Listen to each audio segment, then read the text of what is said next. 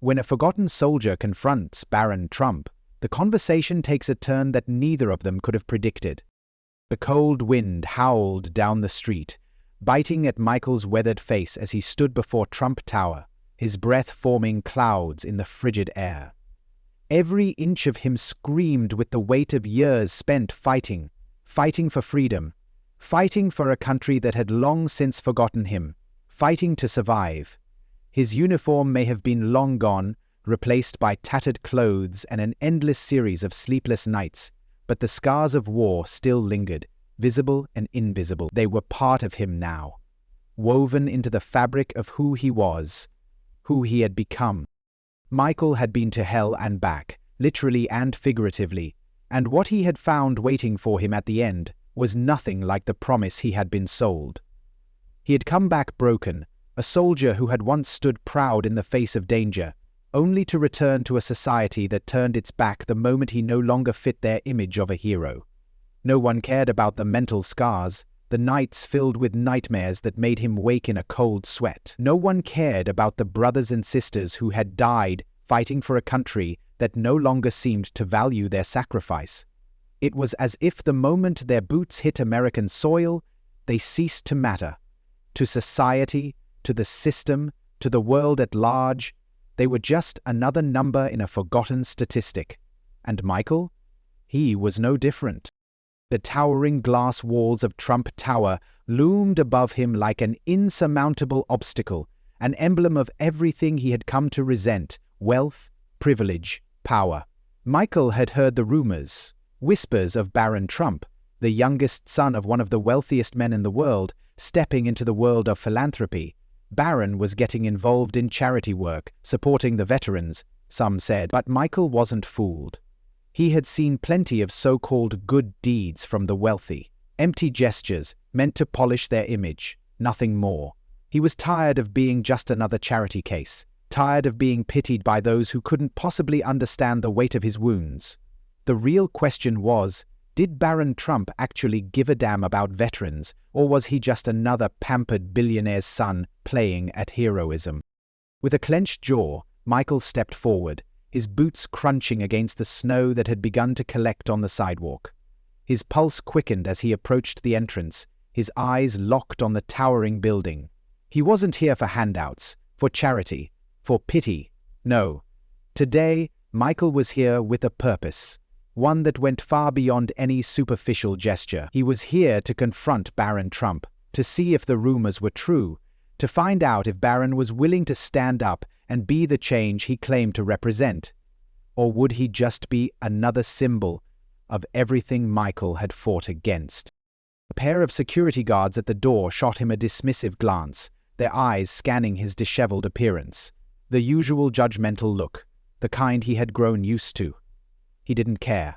He wasn't some faceless nobody anymore. He was a man with a mission. His boots echoed against the marble floor as he pushed past the guards. They didn't stop him. He wasn't going to let anyone stand in his way. Not today. The tension in his chest tightened as he waited. Time seemed to stretch on forever as he stared at the massive doors, half expecting them to open and a suited executive to usher him away, claiming he was in the wrong place. But then, the doors slid open, and there he was, Barron Trump. Taller than Michael had imagined, elegant, composed, his every movement a picture of restrained power. But there was something else about him, something that Michael couldn't quite place. It wasn't arrogance or entitlement, not the way Michael had expected it to be. No, there was something behind Barron's cool exterior, something human. Their eyes met. Barron's icy blue eyes locked with Michael's, and for a brief, fleeting moment, Michael saw something there. A flicker of understanding, perhaps, or something deeper, something darker. A shared pain? He wasn't sure, but it was there. Michael's pulse raced as he took a step forward, his voice low but strong, cutting through the silence between them. "Mr. Trump!" Michael's words were a growl, raw with years of frustration. "I've been fighting your father's wars for years. My brothers and sisters in arms have fought and died for this country. And when we return, we're left to rot, forgotten, cast aside like yesterday's trash. You think you know what that feels like? You think you know what it's like to be one of us? Barron's expression remained stone-faced, but Michael saw the briefest flash of tension in his jaw. He wasn't used to being spoken to like this, Michael could tell. He wasn't used to being confronted by someone with nothing to lose, someone who had already been through hell and back, someone who had no interest in sugarcoating his words. For a long moment, Barron just stood there, his eyes scanning Michael as if trying to gauge him, to understand him. And then, unexpectedly, Barron spoke. His voice was calm, deliberate, but there was an undertone of something that Michael couldn't quite place. "I don't know what it's like," Barron said quietly, his eyes not leaving Michael's. "But I know what it's like to feel trapped in a world that doesn't see you for who you are. People look at me and think they know everything about me. They think, because I have everything, I've got it all. They don't see the weight I carry, the expectations, the pressure, the constant need to prove that I'm my own person." Michael felt his anger flare again, but he didn't interrupt. Barron wasn't making excuses. Not yet, at least. There was something different in his words, something raw. "You think it's hard living with all that power and wealth?" Michael shot back, his voice rising. "You think your life's hard because people judge you based on your last name? You have no idea what it's like to go hungry, to fight for your life, to bury your friends, to live with the ghosts of war that haunt you every damn day. You've never had to do that. You've never had to carry the weight of the world on your shoulders, while everyone else just looks the other way." Barron's face didn't flinch, but there was a slight tension in his shoulders now, a shift in his posture. "I'm not asking you to compare our lives, Michael," he said, his voice more controlled now, "but I understand more than you think. I've spent my whole life trying to escape my father's shadow, trying to prove that I'm not just the son of Donald Trump, trying to be my own person. And yeah, I may have money and power, but that doesn't mean I don't feel the weight of it. The judgment, the expectation. People don't see me, they only see what they want to see." Michael's frustration grew, but now it wasn't just anger. It was something else, something more complicated. Could Barron really understand? Could he? Michael wasn't sure.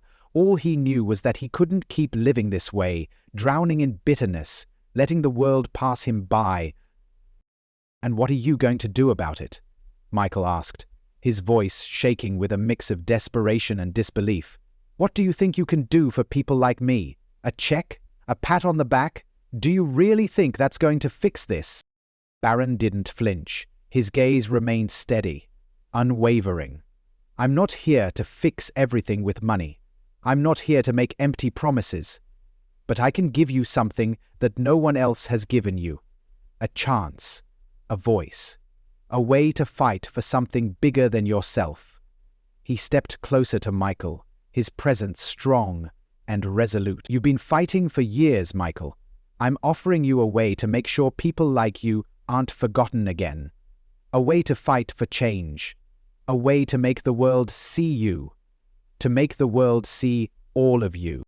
Michael stood there, stunned. This wasn't what he had expected. This wasn't some rich kid's half-hearted attempt to fix everything with a check. This was different. This was real. But was it enough? Could it be enough? Barron's eyes never left Michael's. "I don't know if I can fix everything, but I know I can help you make sure no one ever forgets the sacrifices you've made. I can help you make sure your voice is heard, and that's a hell of a lot more than anyone else has ever done for you." Michael stared at him, his heart pounding in his chest. Was Barron Trump really offering him this? Was this a chance to change everything? To fight for something bigger than himself? For the first time in years, Michael felt a glimmer of hope. It wasn't much, but it was something. And maybe, just maybe, that was enough to start. He slid one foot out of bed and put his hand to the makeshift wall for support, resting his forearms on it. With a deep breath, Michael spoke again, his voice steady now. "All right, Barron, let's see what you can really do." And with that, the two men, one broken and the other struggling to prove himself, took their first steps towards something that could change not just their lives, but the lives of countless others. Words hung in the cold air between them, thick with the weight of unspoken truths. Michael stood frozen, the turmoil within him threatening to tear him apart. He had come here with so much rage, so much despair, determined to confront the man he thought was just another privileged heir to a fortune, a man who could never truly understand the depth of the wounds Michael carried. But now, Barron Trump had given him something he hadn't expected, a glimpse of hope, a chance to fight for something beyond his personal battle, and it made Michael's heart ache with both the possibility and the fear of what it would mean. Michael opened his mouth, but for a moment the words refused to come. The anger that had surged through him only moments before had been replaced by confusion, doubt, and something else. Something raw and vulnerable that he had long buried deep within. He had fought for so many years, pushed through so much pain, and yet here was a young man, one he had despised, offering him a lifeline. Michael's mind reeled as Barron's words echoed in his head. A movement that shows the world what happens when we fail our veterans. The idea was too big, too unreal for Michael to wrap his mind around. He had been fighting for so long to just survive. Now, Barron was offering him the chance to lead a charge. The thought was overwhelming. What did it even mean to fight for something bigger than himself? Could he really trust Barron? Could he trust anyone anymore? What are you talking about?" Michael finally managed to choke out, his voice thick with disbelief. He searched Barron's face for any sign that this was some kind of trick, some elaborate lie to make him feel like he mattered when, in truth, he was nothing more than a pawn in someone else's game. But Barron didn't flinch. His eyes remained steady, unwavering, as if he had already made peace with whatever response Michael might have. Barron's gaze hardened, and the change in his demeanor was palpable. He no longer seemed like the polished, carefully crafted figure from the news and tabloids. In that moment, Barron Trump was something else entirely. A man who had a vision, a fire in his eyes that Michael couldn't ignore. His voice dropped in volume, but the command was still there, carrying an unmistakable weight. "I've been working on something," Barron said, his tone more serious now, the passion in his words burning through the cool air between them. "This isn't about just writing checks to veterans groups or making empty promises. It's about something real, something that forces this country to finally see the people who sacrificed everything. We've been overlooked for far too long, forgotten. But I'm working on a project, a movement, that will make sure that changes. And I want you to be a part of it." Michael's heart skipped a beat. The words were like a thunderclap in the middle of his storm. A movement.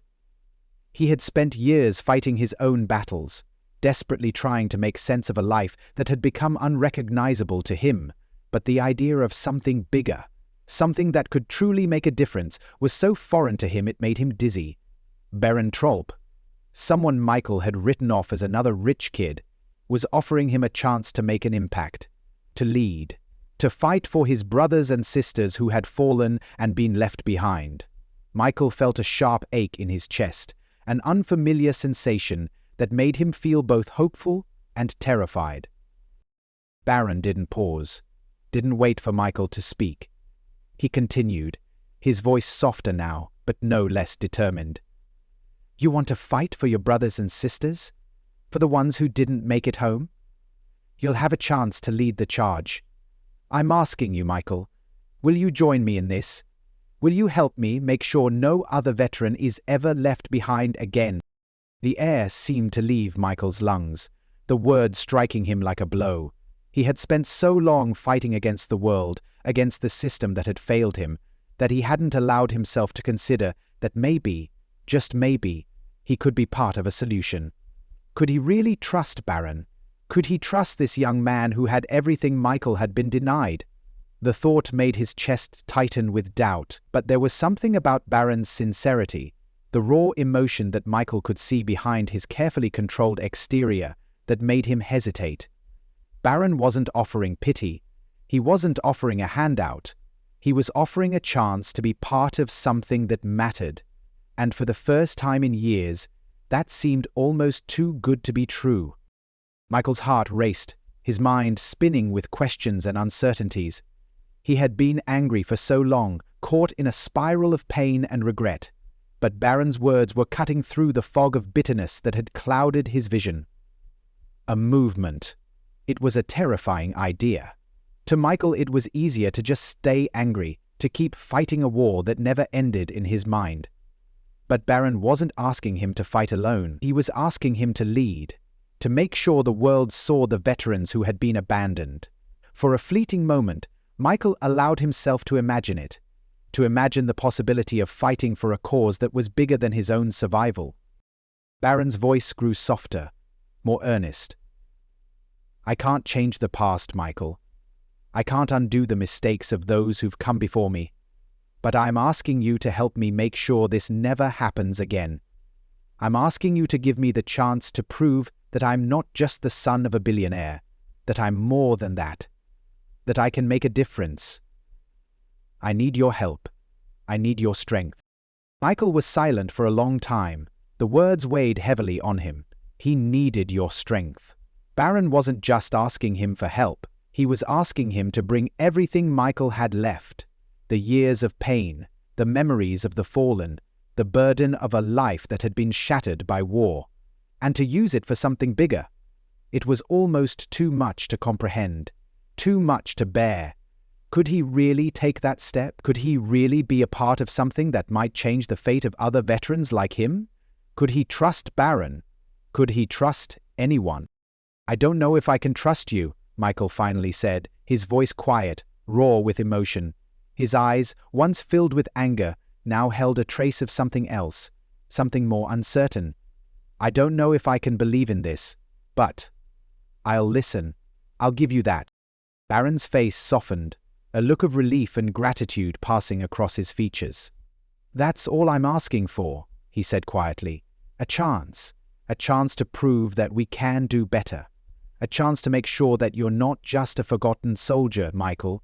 A chance to make sure that your voice is heard, that the sacrifices of all those who served are never overlooked again. For the first time in years, Michael felt something he hadn't thought possible, a flicker of hope. It wasn't a grand revelation, a sweeping wave of certainty. It was smaller than that, quieter. But it was enough to start.